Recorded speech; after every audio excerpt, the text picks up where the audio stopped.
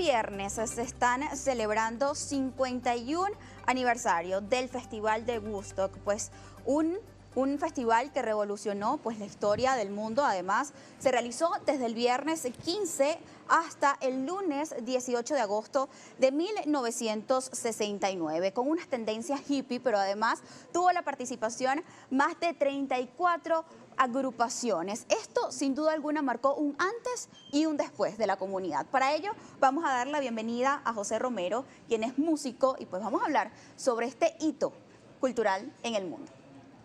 Pues sí, muchas gracias por la invitación. Bueno, mira, ¿qué te puedo contar yo? Yo desde el momento que recibí tu invitación, pues para este prestigioso programa, pues me está rebobinando el recuerdo de esto hace 51 años. Sí. O sea que no es así como que eso fue la semana pasada. Sí, yo tuve la oportunidad de tocar cuando hicieron la premiera aquí en la película de Woodstock en el Teatro Radio City, con la animación de Capi Doncella, Plácido Garrido, Alfredo Escalante. Eso fue una revolución ya a nivel nacional. Y bueno, era estos días, pero del año 69. En cuanto a la política, bueno, sí, ese evento nació en Florida a través de Richard Land y su socio, y entonces empezaron a darle vuelta a la idea de montar un festival, pero en grande. Ya ellos habían tenido una experiencia con un festival en Florida, donde estuvo Frank Zappa, Jimi Hendrix tocando, y empezaron a pensar en grande. Y ellos eran dos muchachos de 25 años apenas con estos ideales y esos sueños, ¿no? Así fue como emprendieron esta magnífica idea de, bueno, montaron algo en grande, pero pasaron por 7.000 cosas, que eso sí es una historia muy larga, ¿no? Ellos empezaron en el pueblo de Wickle, empezaron a buscar locaciones. En Wickle consiguieron una locación a 2 horas de Nueva York. Cuando llegaron allí, pues se consiguieron con que el terreno no estaba apropiado para lo que ellos querían, era pantanoso, todo esto. El pueblo le puso una franca traba al asunto de la permisología, que un festival hippie, los pelúos, la música, esto Amor y paz. Amor y paz, un pueblo conservador. Entonces, bueno, no lo veía, pero aún así ellos siguieron trabajando la idea en Wickles, ¿no?, de montar el evento.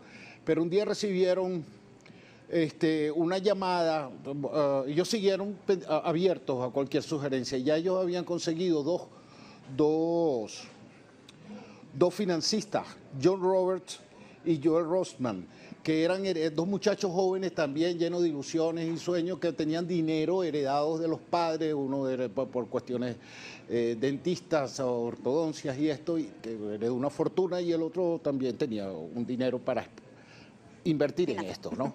Y entonces, pues todos ellos hicieron esta especie de compañía y tal. Resulta que fueron a parar a Wickle, tal, tenían el dinero y tal. Total que en esos días, ya con la permisología, se hubo una traba fuerte y recibieron una llamada de un señor que se llamaba Max Jogur, que él era un granjero campesino, pero graduado en la Universidad de Nueva York en bienes raíces, pero granjero, un hombre muy conservador. Y él dijo que él tenía un terreno que inclusive los permisos ya estaban para hacer en una obra artesanal que él hacía anualmente allí en ese pueblo, y a ver si le servía. Así fue como entonces Michael Lang y sus socios se fueron hasta allá a conocer el terreno. Cuando llegan, después de hablar un rato y bueno, de aquí, de allá, fueron a ver el terreno. Cuando llegaron al terreno, se consiguen con un terreno que tenía problemas de pantano, era inmenso, pero no conseguían, o sea, no estaban muy claros si era allí. Y entonces le dijeron al señor, ¿y cuál es el terreno suyo? Y el tipo dijo, todo esto. Y siguieron caminando hasta que llegaron a una especie de anfiteatro. Estaban en una colina y era una explanada hacia abajo con una planicie al final, y se quedaron maravillados. Y dijeron, bueno, ¿y cómo haríamos para esto? Bueno, entonces entraron en conversaciones con el señor y todas estas cosas, y decidieron que lo iban a hacer allí en Bethel, el pueblo de Bethel, a pocos kilómetros de Woodstock. Woodstock, se quedaron con el nombre de Woodstock porque Woodstock también vivía Bob Dylan y vivían otros artistas. Jimi Hendrix paraba mucho allí porque allí vivían, era la época hippie, vivían poetas, vivían pintores y a tomar café y cerveza allí y tal. Y era un pueblito muy, muy, muy genuino. Entonces, resulta que entraron en conversaciones y llevaron a cabo el proyecto. Luego de llevar a cabo este proyecto, pues vendieron aproximadamente 260.000 boletos a $18, pero según algunos medios de comunicación internacionales hicieron acto de presencia más de 500.000 personas. Tanto eran las personas en ese recinto que se dice que algunas agrupaciones tuvieron que llegar en helicóptero al escenario porque no había ninguna manera de poder llegar allí. ¿Cómo se desarrollaron estos? Además, ¿cómo se vivió esto en el mundo? Al observar pues que se reunió tantas personas y esto en pro de la paz y del amor, rechazando completamente las guerras y por supuesto el racismo. Sí, mira, esto fue realmente increíble porque es admirable a esa edad de 25 años manejar una situación que a cualquiera se le puede ir de las manos. Esto estaba más o menos pautado para una cantidad de 100.000 personas, lo cual ya era bastante para un pueblo conservador, pequeño y un poco de peludo que de repente llega e invaden a todo eso. Pero bueno, resulta que eso creció a los 200.000 personas. Y se quedaron, bueno, vamos. Entonces después vienen las otras cosas, la infraestructura, la logística del terreno, el cableado para los equipos adecuados, la tarima, todo el sistema de enrejamiento para todo aquel terreno y todo eso era un financiamiento donde, bueno, todo lo de los helicópteros y todo eso, inclusive la Armada de Estados Unidos se tuvo que, curiosamente y paradójicamente, esto era una revolución en contra de la guerra de Vietnam. No era contra la guerra de Vietnam, era un concierto hippie de 3 días de amor y paz. Pero sí estaba ahí un trasfondo de la guerra, Nixon, habían cosas en el mundo por resolver y eso era un movimiento pues de paz. Entonces resulta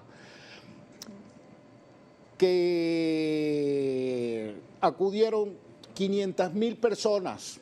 Te voy a poner un ejemplo, mi amor. Esto es como que si tú haces un festival en el Hatillo, en el pueblo del Hatillo, para 30.000 personas y te van 400.000 personas.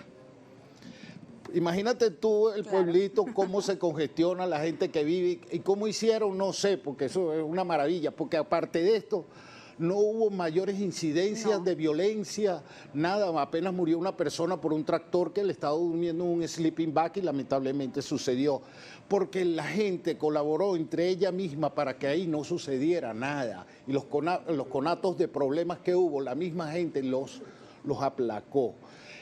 Afuera del evento quedaron 750.000 personas aproximadamente, que no pudieron llegar, no había acceso, se colapsó, mientras allí había realmente dentro del área del concierto un movimiento de paz y amor.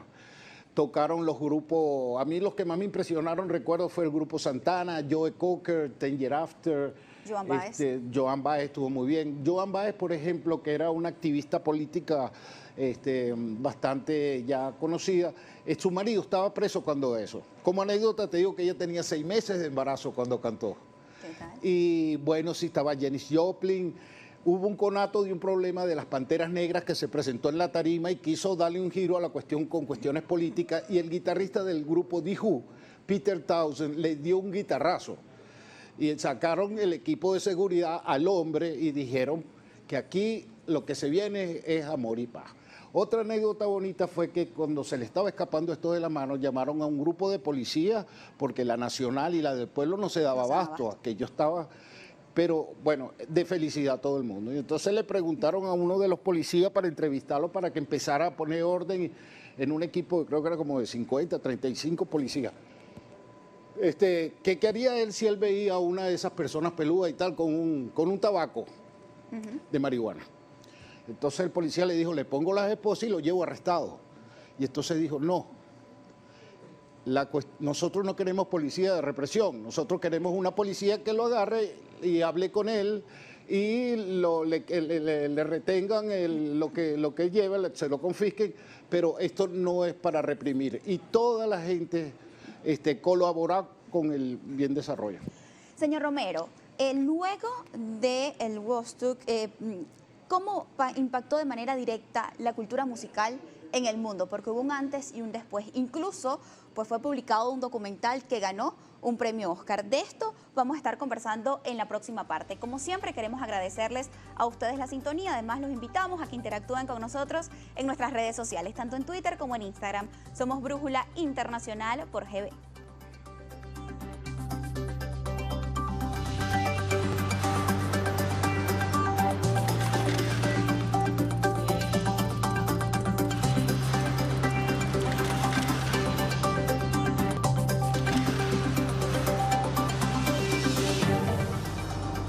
Continuamos con más de Brújula Internacional. Este 13 de agosto se cumplen 51 años del Festival de Woodstock, que además pues revolucionó en la industria musical en el mundo. Le había dejado una pregunta al aire al músico José Romero, y es ¿qué significa en la actualidad este festival para la cultura musical a nivel mundial?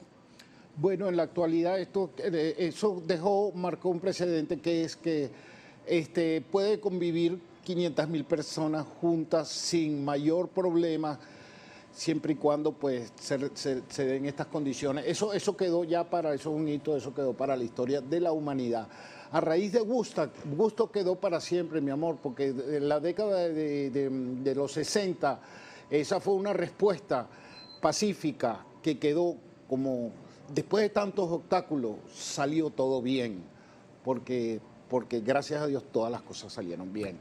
¿A partir de ese entonces no se ha hecho un festival tan grande? No que se conozca, no que yo tenga, mira, ya han acudido masas muy importantes a eventos con los Rolling Stones en Sao Paulo, etcétera. Por lo menos allí en Estados Unidos no se conocía un evento de esa magnitud, por lo menos, o no se habían usado equipos de sonido como el que se usó aquí, que a raíz de aquí queda como un patrón de altavoces, de equipos de sonido para eventos de esa magnitud. Porque el que había sido el más parecido a eso fue en el Shea Stadium con los Beatles. Cuando tocaron los Beatles en el Shea Stadium no tenían equipo de sonido, salieron por los parlantes del estadio, que no tienen graves. Entonces ellos mismos no se oían en la tarima. Imagínate, comparado con Woodstock, años después, pero marcó a los músicos, los catapultó, las empresas se tomaron en serio eso, el terreno quedó muy mal después de eso, tardó 5 años en recuperarse. Para recuperar las inversiones se tardaron casi 10 años, pero se recuperó con creces porque salieron películas. Martin Scorsese fue asistente de cámaras en el Festival de Woodstock. Entonces Martin Scorsese hoy es uno de los gigantes del cine junto a Spielberg, y dio inicio a muchas cosas, a empresas y todo este tipo de cosas. La tarima era de 35 por 40 metros cuadrados, era giratoria originalmente, pero cuando vino Slide se rompió, después otro, 7.000 obstáculos que los vencieron todos.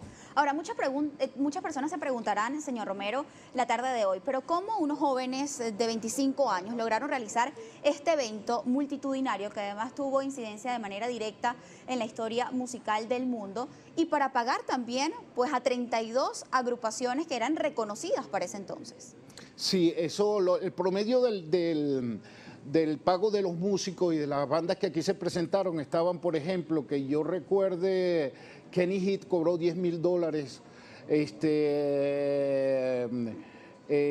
Jefferson Airplane cobró $15.000, los Who eran los que más estaban pidiendo, pero luego se transaron pero estaba entre 15, 10.000, $20.000. Hubo un problema con Graham, que era el que llevaba Bill Graham, el que llevaba el Fillmore, que está en Los Ángeles y el que está en Nueva York, por el costo de las entradas. A él no le era negocio presentar artistas por el monto que le dio a contratar Woodstock, pero también solventaron el problema y terminaron amigos.